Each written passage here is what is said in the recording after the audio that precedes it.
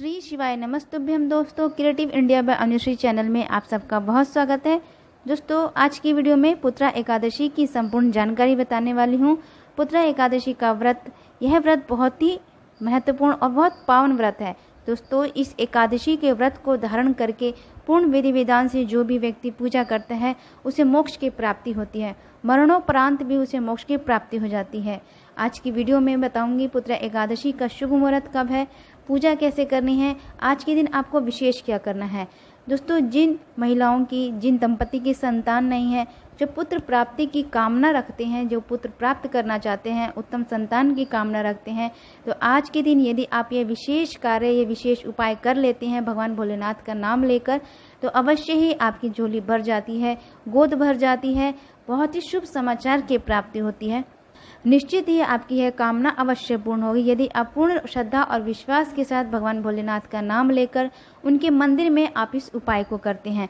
मन की समस्त प्रकार की कामनाएं भगवान भोलेनाथ, भगवान विष्णु की कृपा से पूर्ण होती है। तो आज के दिन आपको विशेष क्या करना है जिससे उत्तम संतान की प्राप्ति की कामना आपकी पूर्ण हो, इस वीडियो में आज बताने वाली हूँ।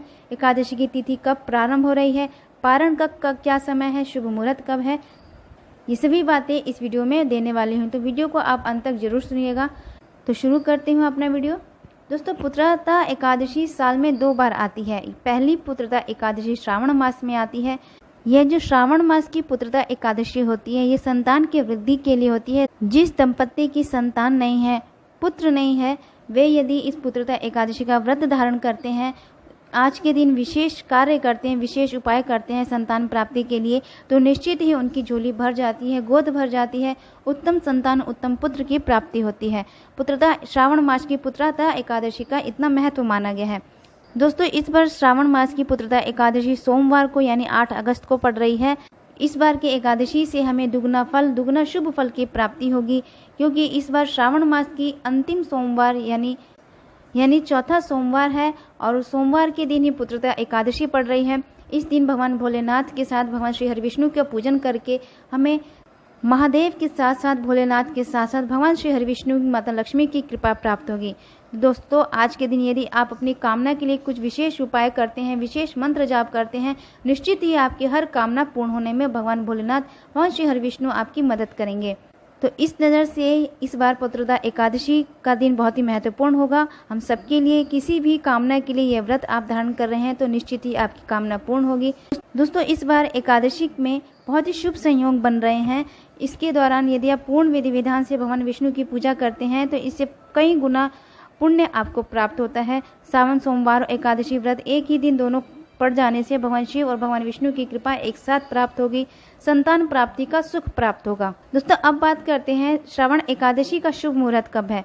पुत्रदा एकादशी की तिथि प्रारंभ हो रही है 7 अगस्त रात 11:50 से। श्रावण पुत्रदा एकादशी तिथि का समापन है 8 अगस्त रात 9 बजे तक और पारण का समय होगा 9 अगस्त सुबह 6:07 से 8:42 तक ही रहेगा। दोस्तों, ध्यान रखें कि जब आप पारण कर रहे हैं तो पारण की अवधि में ही व्रत का पारण करें, इससे आपको शुभ फल की प्राप्ति होती है। पारण की अवधि में ही यदि आप पारण कर लेते हैं तो आपका व्रत पूर्ण माना जाता है, इसमें खंडित नहीं होता है। दोस्तों, पुत्रदा एकादशी के दिन भगवान श्री हरिविष्णु का श्रृंगार पीले वस्तुओं से होना चाहिए, जैसे कि पीले रंग के पुष्प से उनका श्रृंगार करें, पीले पुष्प अर्पित करें, पीले रंग के मिठाई अर्पित करें, पीले फूल अर्पित करें, पीले फल अर्पित करें, पीले वस्त्र अर्पित करें। वस्त्र के रूप में आप जनेऊ अर्पित कर सकते हैं। जनेऊ में थोड़ा सा हल्दी लगाकर उसे पीला करके भगवान श्री विष्णु को अर्पित कर सकते हैं। उनके भोग में तुलसी का दल अवश्य अर्पित करें।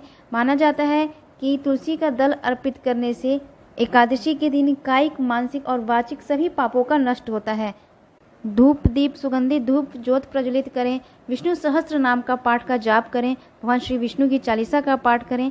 आज के दिन यदि आप व्रत धारण कर रहे हैं तो व्रत का संकल्प आप सुबह ही ले लें। अपने दाहिने हाथ में गंगा जल पुष्प ले लें, पीले रंग के पुष्प लेकर, या फिर आप सफ़ेद तिल लेकर या कुछ पैसे लेकर भी अपने व्रत का संकल्प कर सकते हैं।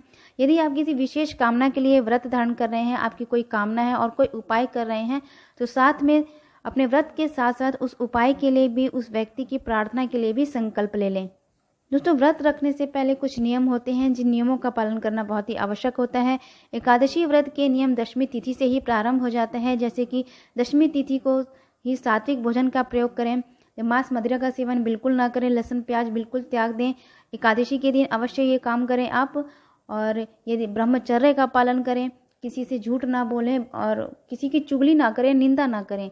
किसी के पास, ऐसे लोग के पास बिल्कुल ना बैठें जो ज़्यादातर लोग चुगली करते हैं या फिर किसी की निंदा करते हैं, क्योंकि उनके पास बैठने से थोड़ा बहुत हम भी कुछ बोल देते हैं जिससे कि हमारा व्रत खंडित हो जाता है और हमारा व्रत शुभ नहीं होता है। तो ऐसे काम बिल्कुल ना करें। रात्रि के समय एक समय भोजन का त्याग कर दें, रात्रि के समय भोजन त्याग कर दें। अगर आप भोजन में लेना चाहते हैं तो आप दूध ले सकते हैं, कुछ फल ले सकते हैं, चाय या जूस के रूप में आप कुछ भी ले सकते हैं। रात्रि को हो सके तो जागरण करें, भगवान श्री हरिविष्णु के नाम का जाप करते रहें, ओम नमो भगवते वासुदेवाय मंत्र का जाप करते रहें।